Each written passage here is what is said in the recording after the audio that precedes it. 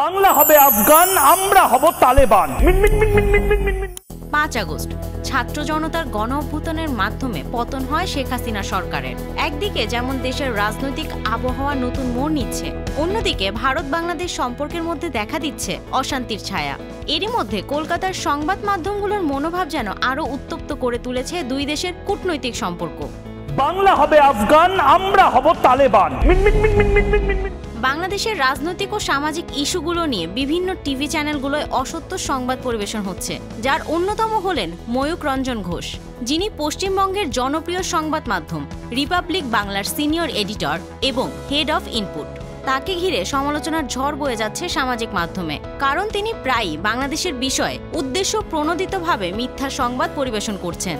কেন মোহাম্মদ ইউনূসের কথায় তারা লাফাচ্ছেন? আমেরিকান ডিপ স্টেটের হয়ে কাজ করছে। তার বিতর্কিত সংবাদ ও মলম বিক্রেতার মতো উপস্থাপনা নিয়ে ট্রল যেন থামছেই না। কিন্তু সম্প্রতি নতুন এক সমালোচনার ঝড় বইছে বাংলাদেশে। ময়ূক রঞ্জন ঘোষের সঙ্গে অভিনেতা চঞ্চল চৌধুরীর একটি ছবি সামাজিক যোগাযোগ মাধ্যমে ছড়িয়ে পড়ার পর নতুন করে সমালোচনার মুখে পড়েছেন চঞ্চল। 2022 সালে নিজের ফেসবুক প্রোফাইলে ময়ূক রঞ্জন ঘোষ যখন এই ছবি পোস্ট করেন, তখন হয়তো কেউই ভাবেননি সেটি পরবর্তীতে এতটা বিতর্কের সৃষ্টি করবে।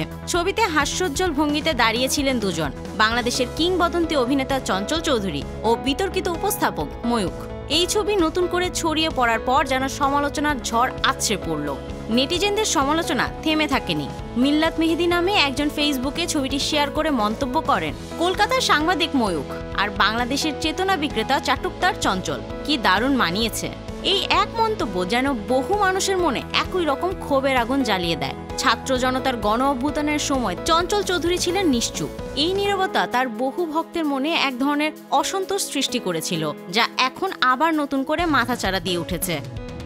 বাংলাদেশ নিয়ে এত বেশি তৎপর হয়ে পড়লো কেন? দম থাকলে আর বাংলায় এই মুহূর্তে ময়ূক রঞ্জন ঘোষ।